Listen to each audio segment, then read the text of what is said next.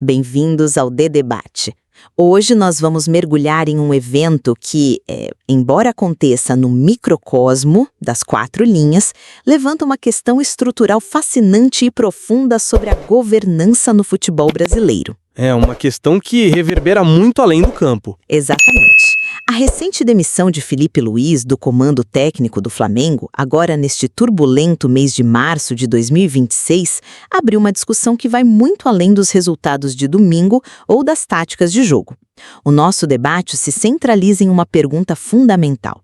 A diretoria do clube tomou a decisão de demitir o treinador baseada em uma convicção técnica estratégica ou simplesmente cedeu de forma reativa à pressão monumental das arquibancadas e das redes sociais? Que é uma pressão sufocante naquele ambiente, diga-se de passagem. Foi uma decisão estritamente estratégica e técnica da gestão, refletindo uma avaliação rigorosa de desempenho e de projeção de temporada. Não, e deixo isso bem claro, não um ato de desespero político.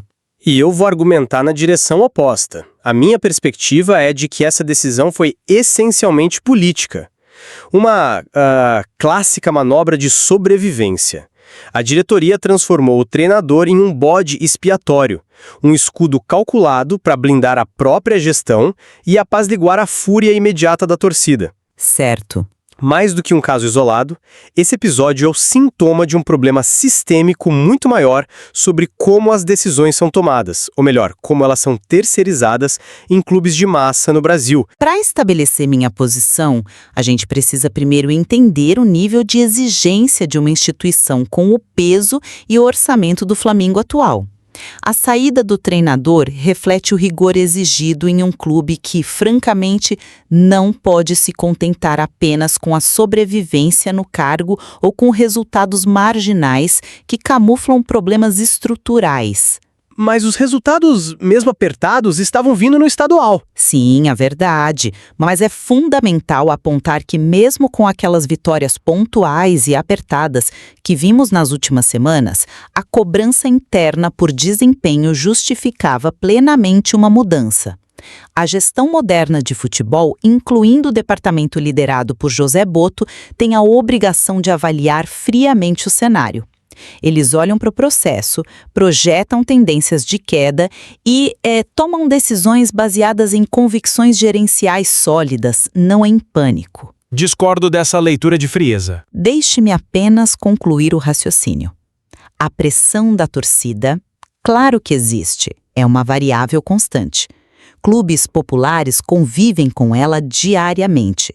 No entanto, assumir que essa pressão é a única força motriz por trás de uma demissão é subestimar a capacidade analítica do departamento de futebol. Eles agiram para corrigir a rota antes que uma falha sistêmica, uma eliminação precoce, ocorresse no projeto esportivo da temporada. O problema dessa sua visão é que ela pressupõe um nível de planejamento, de frieza corporativa, que o histórico recente e o contexto específico deste mês de março simplesmente não corroboram. O Flamengo vive uma gestão pautada pela reação contínua às crises, de apagar incêndio com gasolina, em vez de operar sobre um projeto sólido a longo prazo. Apagar incêndio com gasolina é uma figura de linguagem forte. Mas é a realidade. A demissão de Felipe Luiz ocorreu exatamente em meio a um ambiente de protestos crescentes, tanto no ecossistema digital quanto fisicamente, lá nas arquibancadas do Maracanã e na porta do centro de treinamento. Para mim, isso é o indicativo mais claro e inegável de que a diretoria não agiu por convicção técnica, mas sim porque cedeu ao barulho. A corda arrebentou para o lado mais fraco. Você acha que foi apenas para dar uma resposta rápida? Sem dúvida, o treinador foi usado como um para-raios tático. O verdadeiro problema não era apenas o modelo de jogo ou as substituições, mas sim uma gestão de futebol questionável desde a montagem do elenco em janeiro. E a prova irrefutável de que a crise é sistêmica e não se limitava às escolhas de beira de campo é o fato de que o próprio diretor, José Botto, também se encontra agora sob fortíssima pressão. O treinador caiu para ganhar tempo e proteger os executivos de cima. Olha, eu entendo perfeitamente porque a narrativa da diretoria refém ganha força. É uma leitura tentadora, claro, mas a gente precisa separar o ruído externo do processo interno. Agir com convicção técnica em um ambiente de alta pressão não significa ignorar a torcida, significa não depender apenas do placar. Certo, mas... Cobrar desempenho além de vitórias suadas é um sinal de extrema maturidade administrativa. No futebol brasileiro histórico, o resultado sempre mascarava processos ruins, concorda? Você ganhava jogando mal, achava um gol de bola parada aos 45 do segundo tempo e o trabalho continuava intocável até derrota inevitável e catastrófica chegar. Sim, o resultado sempre foi o grande anestésico do nosso futebol, isso é fato. Ninguém discute isso. Exato. E o que vimos no Flamengo agora foi fundamentalmente diferente. Foi uma diretoria observando que os indicadores de desempenho da equipe estavam em declínio vertiginoso, apesar de ainda estarem somando pontos. Quando olhamos para métricas mais frias, os dados de expected goals, a queda assustadora no índice de passes permitidos por ação defensiva, o famoso PPDA, Os dados defensivos, sim. a ausência de intensidade na pressão pós-perda. O time estava ladeira abaixo. O time parou de pressionar alto e a transição defensiva virou um caos. Antecipar essa queda de rendimento crônico e agir preventivamente é exatamente o papel de uma diretoria profissional. Se a gestão esperasse o início do Campeonato Brasileiro ou da fase de grupos da Libertadores para agir, aí sim seria acusada de negligência. Eles leram os dados de scout, avaliaram o nível dos treinamentos e decidiram que o teto da equipe sob este comando havia sido atingido. Isso é gestão de risco pura, não capitulação política. Eu vejo isso de uma maneira diferente. E repara no seguinte, se os dados estavam tão ruins há semanas, se o tal do PPDA despencou e o scout já alertava que a intensidade não era a mesma de meses atrás, por que a guilhotina só caiu horas depois daquele protesto massivo no último fim de semana? É aí que o seu argumento da frieza analítica esbarra na realidade nua e crua do clube. Porque a avaliação é contínua, não é um evento isolado. Mas a falta de blindagem do treinador nos dias que antecederam a demissão demonstra uma omissão flagrante. Se houvesse de fato uma convicção técnica profunda, bancada por dados, de que o trabalho precisava de tempo para se ajustar, a gestão teria vindo a público, batido na mesa e dito: olha, nós confiamos no processo. E você acha que isso acalmaria a arquibancada? Não necessariamente, mas mostraria convicção. E se a convicção, por outro lado, já era de que o trabalho era insustentável tecnicamente, a mudança teria sido feita antes do ambiente se tornar absolutamente tóxico. Demitir sob protestos constantes denota rendição política, não planejamento. Mas o timing de uma demissão em um clube complexo não é apertar um botão no momento exato em que um gráfico aponta para baixo.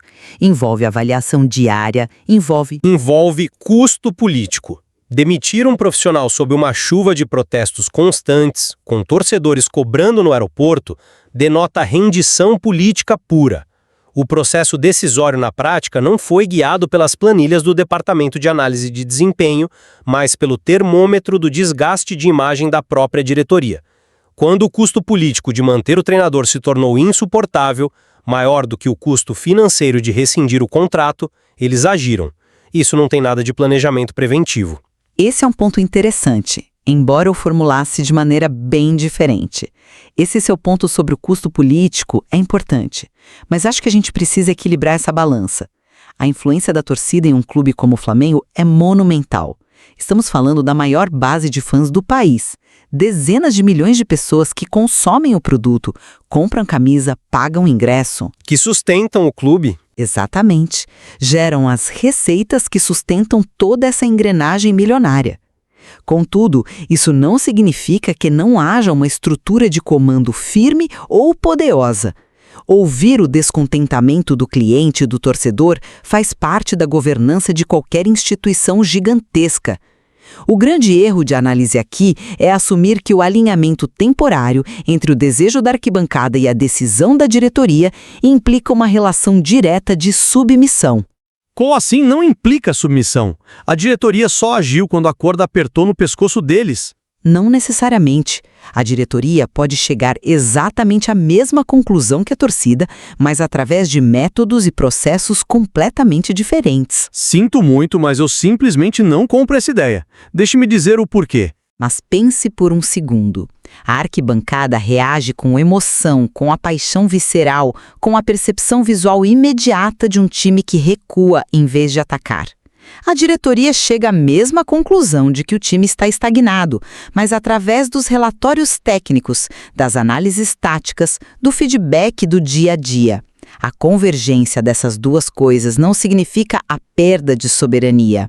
É como uma empresa onde os acionistas estão insatisfeitos e a diretoria, analisando os balanços, percebe que o CEO precisa ser trocado. O clube ouviu a demanda, sim, mas executou a demissão baseada em sua própria avaliação técnica.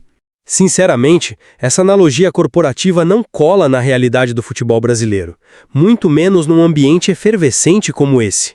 O que a gente presenciou agora em março não foi uma convergência de opiniões, foi a evidência de que o clube se tornou completamente refém da sua própria grandeza.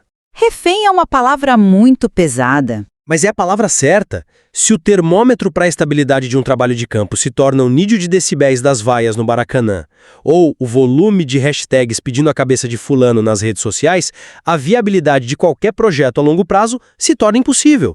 A gestão não está se alinhando com a torcida através de processos diferentes.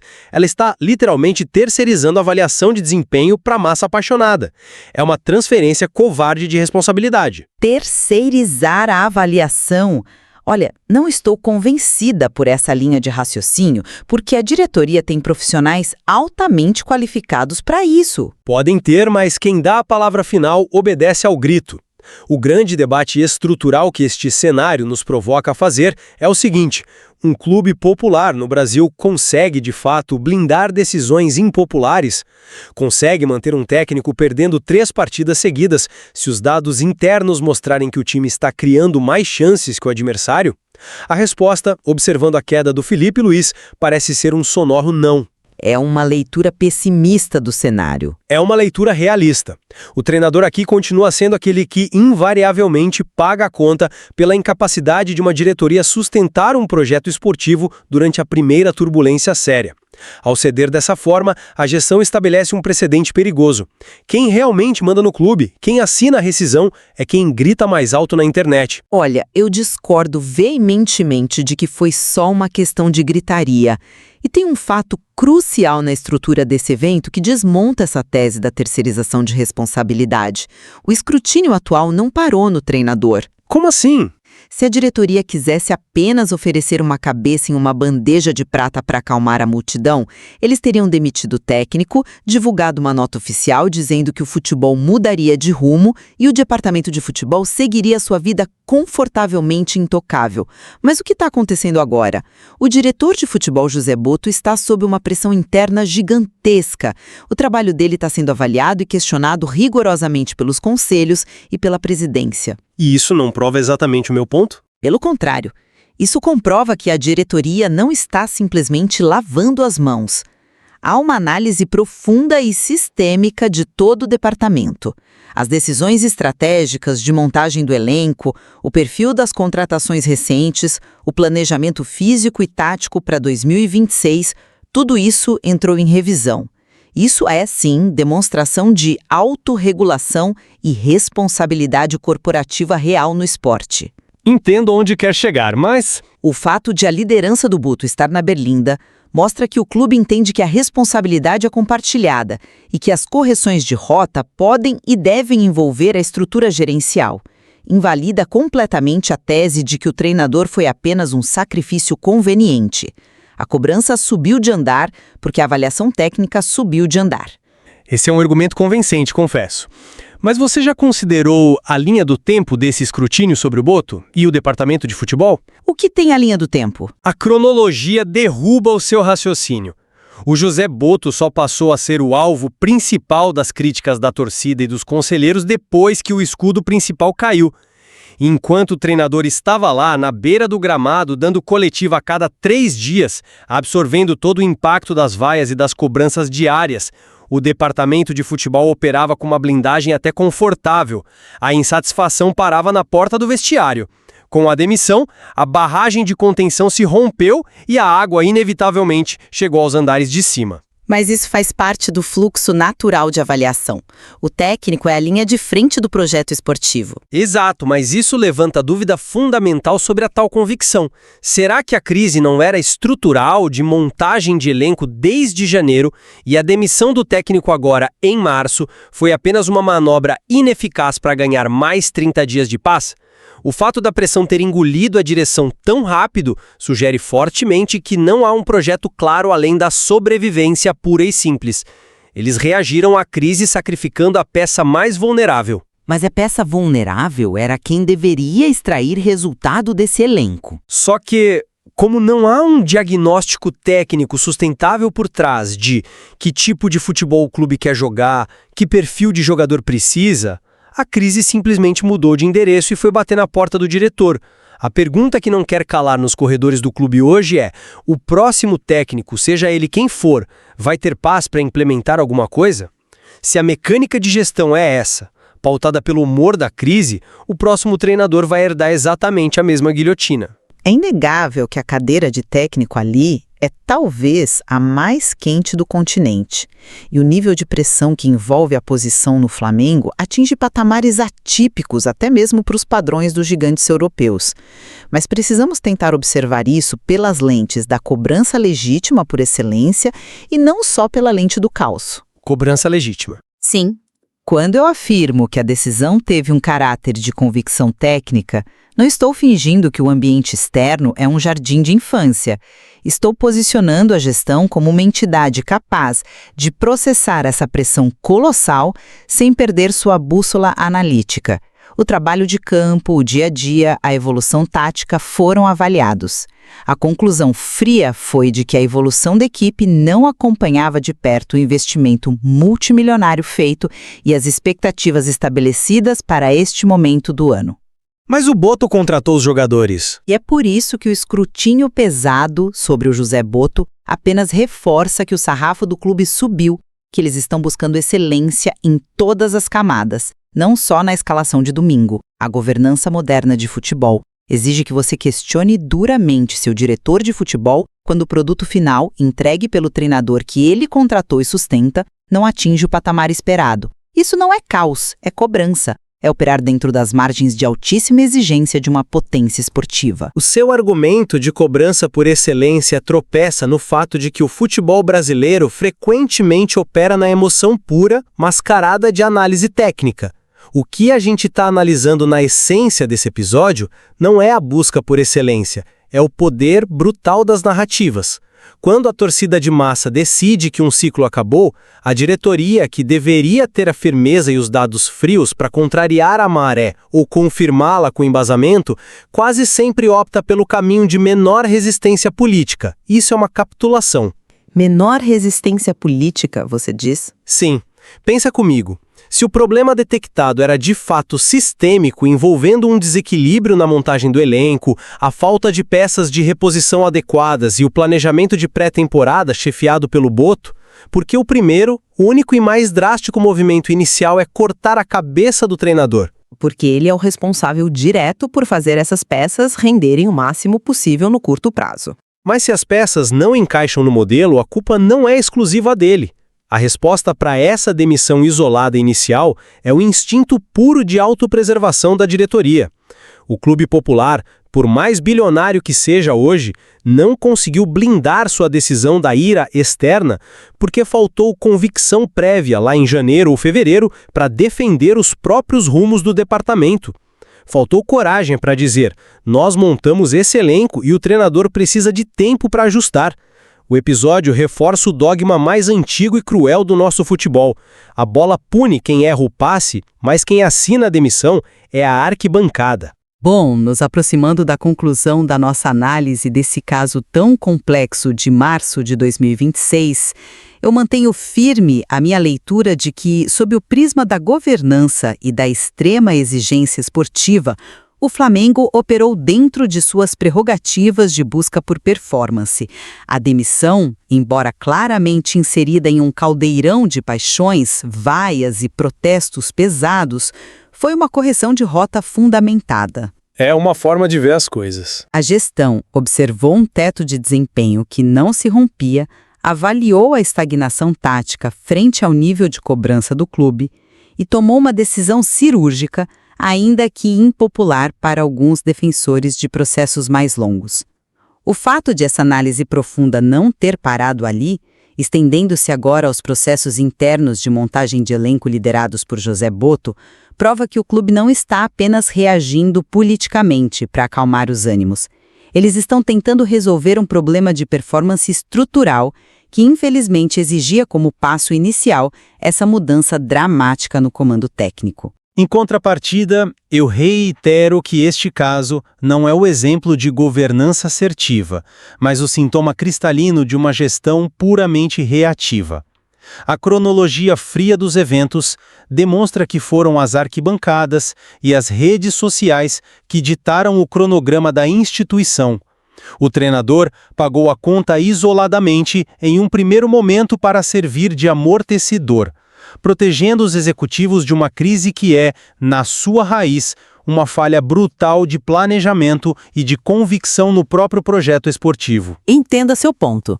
A instabilidade severa que agora ameaça a própria direção de futebol evidencia que a demissão foi apenas um curativo em uma fratura exposta, uma tentativa política de sobrevivência que não resolveu a origem do problema. A diretoria cedeu ao ruído, sacrificou um profissional sob extrema pressão e agora se vê sem o seu escudo principal, exposta e vulnerável à mesmíssima tempestade que ajudou a alimentar ao não blindar o trabalho do campo. Sabe, apesar das nossas divergências quase diametralmente opostas sobre a motivação íntima da diretoria e sobre o nível de profissionalismo dessa decisão, eu creio que a gente esbarra num ponto de convergência muito claro aqui. A pressão acumulada no Flamengo atingiu um ponto de inflexão crítico, uma temperatura quase insustentável. O departamento de futebol, seja comandado pelo Botto, seja por quem vier a substituí-lo no futuro, enfrenta hoje um ambiente onde as expectativas formidáveis e imediatistas da instituição colidem de forma violenta com o tempo orgânico necessário para se desenvolver qualquer tipo de trabalho tático sustentável. A máquina rubro-negra hoje tritura profissionais, de técnicos a executivos, em uma velocidade assustadora. Exatamente. O nível de fervura estrutural do clube coloca em xeque a própria premissa de que é possível existir um projeto a longo prazo num ambiente desse. Nisso nós concordamos. A panela de pressão chegou a um limite onde falar em instabilidade parece até ingenuidade. Qualquer profissional com qualquer currículo que sente naquela cadeira de treinador amanhã precisará lidar com um ecossistema que é, por sua própria natureza e magnitude, impaciente, implacável e altamente volátil. A tolerância ao erro foi reduzida a zero. E é justamente essa voltagem altíssima que torna a análise desse evento tão fascinante para quem estuda o esporte. O episódio nos deixa com uma provocação muito profunda sobre os limites práticos do poder da torcida na era do escrutínio digital. Até que ponto a voz coletiva da arquibancada, amplificada por milhões de perfis nas redes sociais, ajuda a alertar e corrigir os rumos de uma gestão letárgica? E a partir de que ponto exato essa mesma voz passa do limite, interferindo excessivamente no dia a dia e minando a autonomia técnica de quem estuda o futebol? É uma fronteira dificílima de definir. E essa reflexão nos empurra para a questão estrutural definitiva, aquela que fica martelando na cabeça de todo mundo que acompanha de perto a mecânica cruel dos grandes clubes de massa. Existe, na vida real, a possibilidade de haver estabilidade e paz para um técnico trabalhar em um gigante do futebol brasileiro? Ou a cadeira de treinador será para sempre um assento ejetável, com o botão vermelho controlado estritamente pelas flutuações da paixão popular? O material deste caso nos fornece várias peças, mas o quebra-cabeça da gestão esportiva no Brasil ainda parece longe de estar resolvido. Sem dúvida, a relação de força entre o que acontece no campo, as decisões nas salas refrigeradas da diretoria e o clamor das arquibancadas ainda tem muito a ser desbravado. A torcida tem o direito de pressionar ou está passando do limite e interferindo demais nas decisões do clube. Fica aqui a reflexão para continuarmos questionando e dissecando as engrenagens invisíveis que movem essas decisões que tanto mexem com o esporte. Deixe sua opinião, porque aqui no D-Debate a sua voz também entra em campo. Se você gosta de debate sem filtro e análises diretas das grandes polêmicas do futebol brasileiro, compartilhe este programa com aquele amigo que nunca foge de uma boa discussão de futebol. Porque aqui é simples, quando o assunto é futebol, o debate nunca termina. Agradecemos por dedicar seu tempo e nos acompanhar. Até a próxima.